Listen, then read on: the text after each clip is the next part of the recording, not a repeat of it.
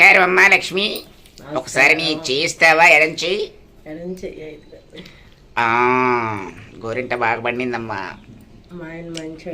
లేదమ్మా, నేను ఒక విషయం చెప్పినా, మీ ఆయన మంచి చెడు అనేది నువ్వు చెప్పకూడదమ్మా. చుట్టుపక్కల వాళ్ళు చెప్పాలి. వాళ్ళు చెప్పి, ఇదిగో లక్ష్మి, మీ వారు చాలా మంచి పని చేశారు, ఇదిగో లక్ష్మి, మీ వారు నాకు ఇది చేశారు అది చేశారు అని చెప్తూ ఉంటే అప్పుడు కలిగేటువంటి ఆనందంలో నుంచి వచ్చినటువంటి ఆహ్లాదం ఉంటూ చూశారు, అది మీకు జీవితాంతం గుర్తుంటుంది. అంతేకాని మా ఆయన మంచోడు అని ఏ ఒక్క మహిళ కూడా భజన చేసుకోకూడదు. అలా భజన చేయటం వల్ల వాళ్ళు కొంచెం ఇదవుతారు.